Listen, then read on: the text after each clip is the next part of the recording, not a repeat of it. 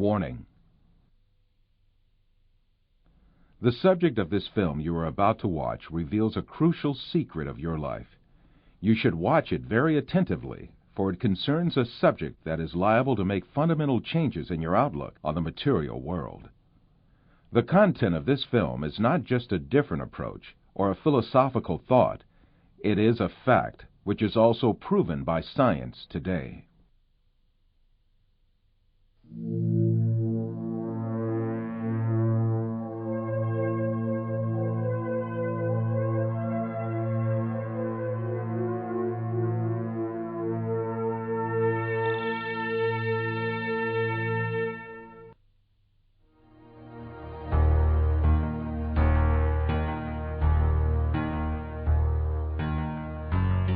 Man is conditioned right from the beginning of his life that the world he lives in has an absolute material reality. So he grows up under the effect of this conditioning and builds his entire life on this viewpoint. The findings of modern science, however, have revealed a completely different and significant reality than what is presumed.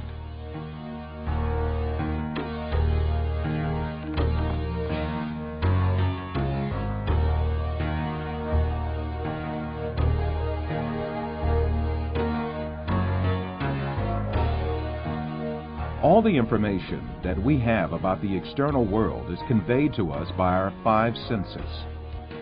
The world we know of consists of what our eyes see, our ears hear, our noses smell, our tongues taste, and our hands feel. Man is dependent on only those five senses since birth. That is why he knows the external world only the way it is presented by these senses. Yet, scientific research carried out on our senses has revealed very different facts about what we call external world.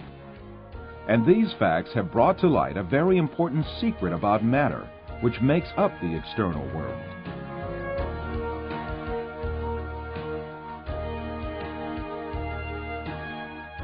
Contemporary thinker Frederick Bester explains the point that science has reached on this subject.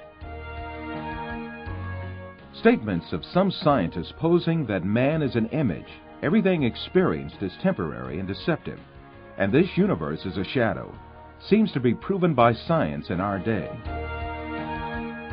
In order to better grasp this secret behind matter, let us be reminded of our information about our sense of sight, which provides us with the most extensive information about the external world.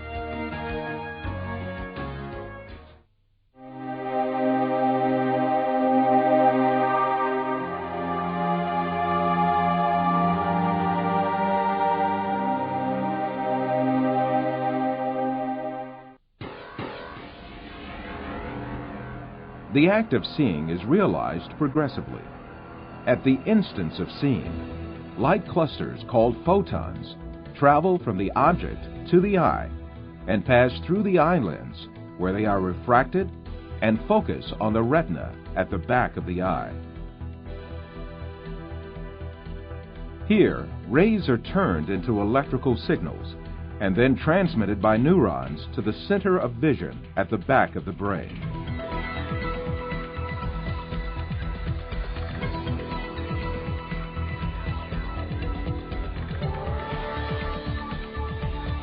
The act of seeing actually takes place in this center in the brain.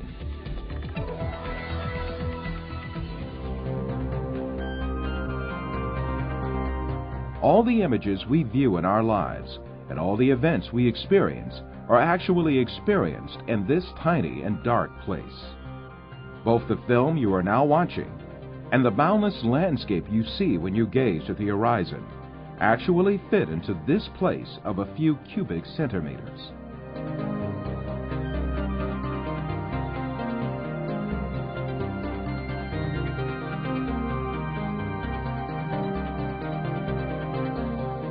Now, let us reconsider this information more carefully.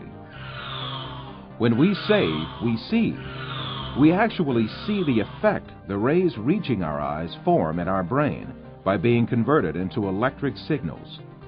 When we say we see, we actually observe the electrical signals in our brain. By the way, there is another point that has to be kept in mind. The brain is sealed to light, and its interior is absolutely dark. Therefore, it is never possible for the brain to contact with light itself. We can explain this interesting situation with an example. Let us suppose that in front of us there is a burning candle, and we view its light. During this period, when we view the candle's light, the inside of our skull and our brain are in absolute darkness. The light of the candle never illuminates our brain and our center of vision. However, we watch a colorful and bright world inside our dark brain.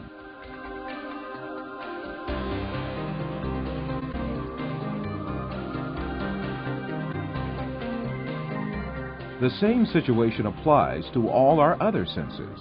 Sound, touch, taste, and smell are all perceived in the brain as electrical signals. Therefore, our brains, throughout our lives, do not confront the original of the matter existing outside us, but rather an electrical copy of it formed inside our brain. It is at this point that we are misled by assuming these copies are instances of real matter outside us.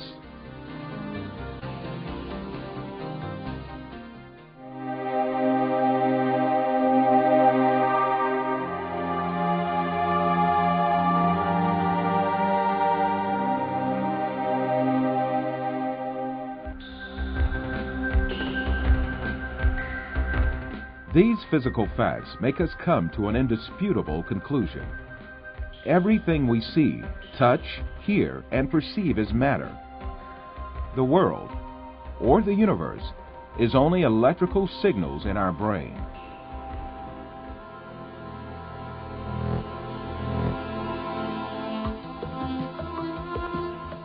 For instance, we see a bird in the external world. In reality, this bird is not in the external world, but in our brain. The light particles reflecting from the bird reach our eye, and there they are converted into electrical signals. These signals are transmitted by neurons to the center of vision in the brain. The bird we see is, in fact, the electric signals in our brain.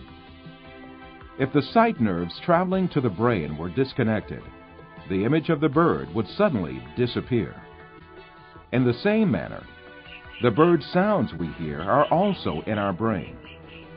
If the nerve traveling from the ear to the brain was disconnected, there would be no sound left.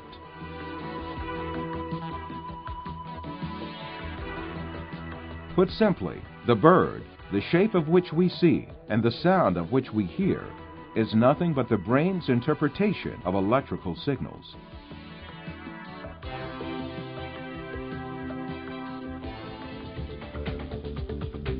Another point to be considered here is the sense of distance. For example, the distance between you and this screen is nothing but a feeling of space formed in your brain. Also, objects that seem to be very distant in one person's view are actually images clustered at one spot in the brain.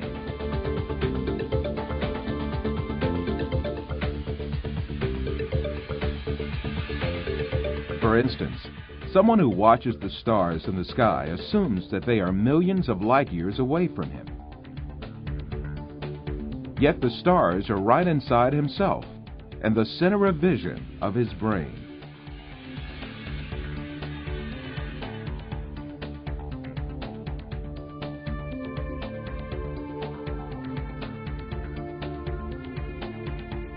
While you watch this film, you are in truth not inside the room you assume yourself to be in. On the contrary, the room is inside you. Your seeing your body makes you think that you are inside of it. However, you must remember that your body, too, is an image formed inside your brain.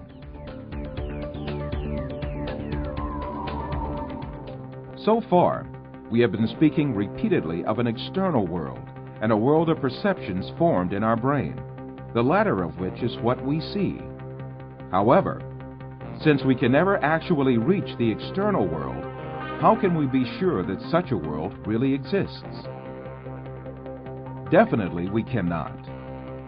The only reality we cope with is the world of perceptions we live within our minds.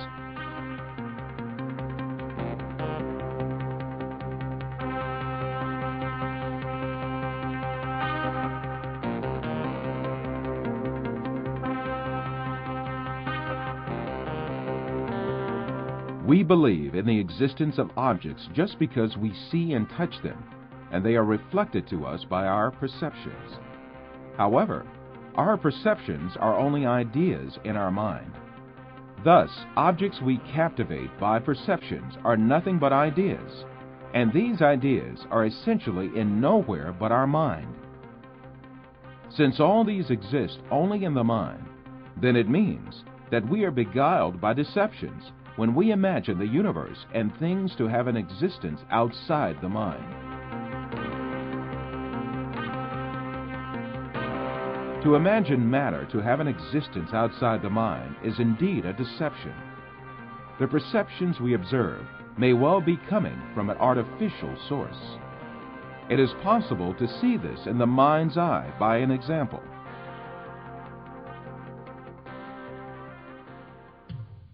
First, let us suppose that we could take our brain out of our body and keep it alive in a glass jar.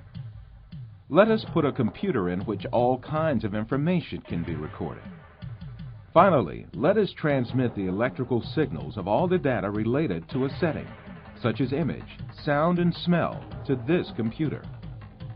Let us connect this computer to the sensory centers in our brain with electrodes and send the pre-recorded data to our brain. As our brain perceives these signals, it will see and live the setting correlated with these. From this computer, we can send to our brain also signals pertaining to our own image. For instance, we can send to our brain the electrical correlates of such senses as sight, hearing, and touch that we perceive while we sit at a desk. In that state, our brain would think itself as a businessman sitting in his office. This imaginary world would continue as long as the stimulations keep coming from the computer. We would never realize that we only consist of a brain. It is indeed very easy for us to be deceived into believing perceptions without any material correlates to be real. This is just what happens in our dreams.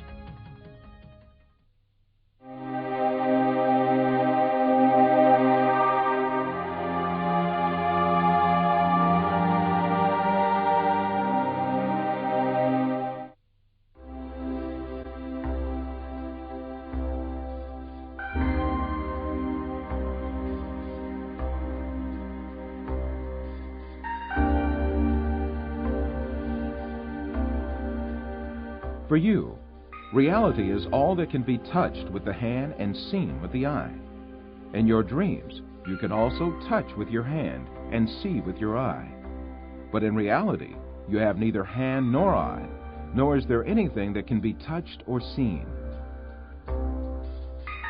Taking what you perceive in your dream to be material realities, you are simply deceived.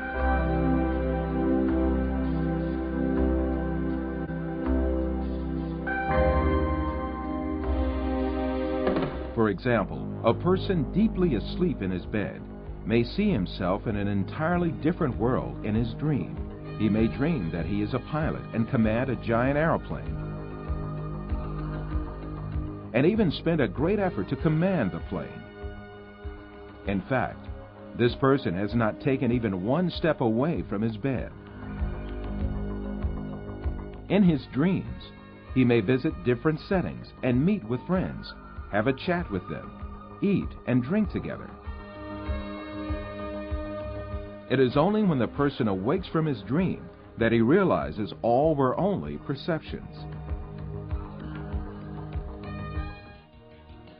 If we are able to live easily in an unreal world during our dreams, the same thing can equally be true for the world we live in. When we wake up from a dream, there is no logical reason for not thinking that we have entered a longer dream that we call real life. The reason we consider our dream to be fancy and the world as real is nothing but a product of our habits and prejudices.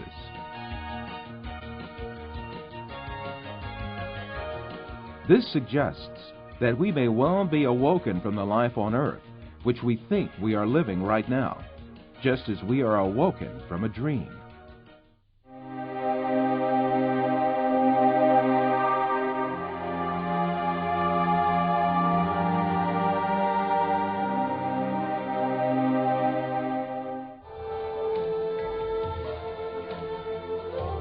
After all these physical facts arises the question of primary importance. If all physical events that we know are intrinsically perceptions, what about our brain? Since our brain is a matter just like our arms, legs, or any other object, it also must be a perception just like all other objects. An example will illuminate the subject further. Let us think that we extend the nerves reaching our brain and put it outside our head, where we can see it with our eyes. In this case, we would be able to see also our brain and touch it with our fingers. This way, we can understand that our brain is also nothing but a perception formed by the senses of vision and touch. Then, what is the will that sees, hears, and perceives all other senses if it is not the brain? Who is it that sees, hears, touches, and perceives the taste and smell? Who is this being that thinks, reasons, has feelings, and moreover that says, I am me? One of the important thinkers of our age, Karl Popper, also poses the same question. Since the Greeks, philosophers have been thinking about the ghost in the machine, the small man within the small man, etc. Where is I, the person who uses his brain? Who is it that realizes the act of knowing? As St. Francis of Assisi said, what we search for is the one that sees. In fact, this metaphysical being that uses the brain, that sees and feels, is the soul. What we call the material world is the aggregate of perceptions viewed and felt by this soul. Just as the bodies we possess and the material world we see in our dreams have no physical reality, the universe we occupy and the bodies we possess now also have no physical reality. The real absolute being is the soul. Matter consists merely of perceptions viewed by the soul. Yes, even if we start with the presupposition that matter is real, the laws of physics, chemistry, and biology all lead us to the fact that matter consists of an illusion and to the inevitable actuality of a metaphysical matter. This is the secret beyond matter. This fact is so definite that it alarms some materialist scientists who think matter to be the absolute being. Science writer Lincoln Barnett says in his book, The Universe in Einstein, along with philosophers' reduction of all objective reality to a shadow world of perceptions, scientists have become aware of the alarming limitations of man's senses.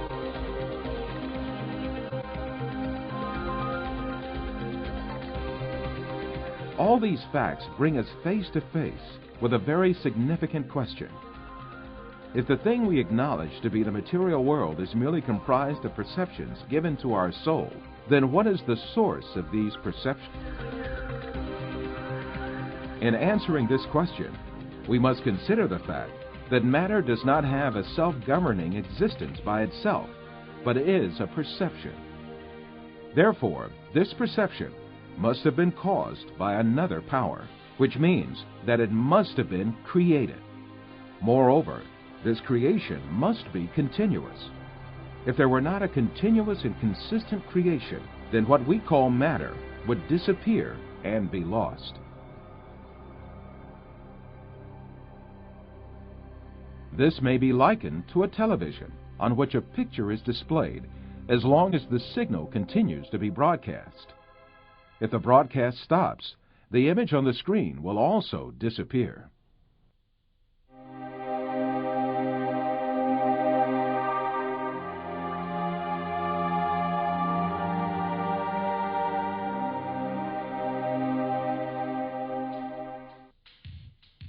So, who makes our souls see the earth, people, plants, our bodies, and all else that we see?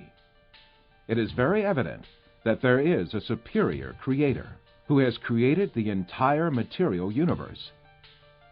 That is, the sum of all perceptions, and continues his creation ceaselessly. Since this creator displays such a magnificent creation, he surely has eternal power and might. All the perceptions he creates are dependent on his will, and he dominates everything he has created at any moment. This creator is Allah, the Lord of the heavens and the earth. The only real absolute being is Allah. All things except him are shadow beings he created. This reality is explained by the great Islamic scholar, Imam Rabbani, as follows.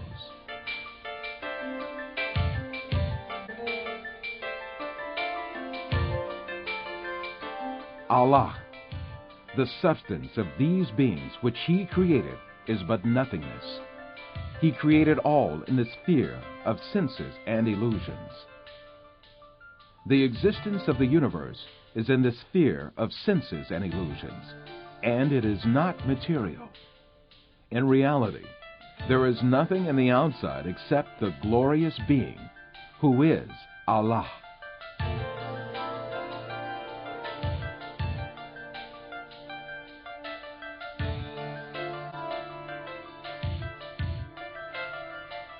In all the four corners of this universe that is made up of perceptions is Allah's being as the only real being.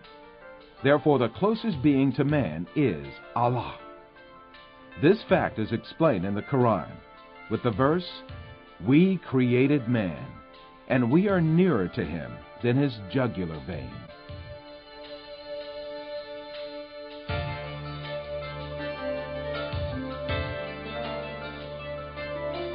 Wherever we are, Allah is with us.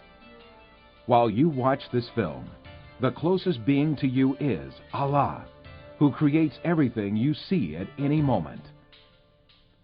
As long as Allah makes us see images and gives sensations related to this world, we continue to live in this world. When He ends the images and sensations belonging to this world, shows us the angels of death, and gives perceptions of a different dimension, this means we have died. The day of resurrection, judgment, heaven, hell, and all our eternal life will be created in the same way for us. To create all these is too easy for Allah, who displays the evidence of His eternal power and infinite knowledge to us, yet in this world.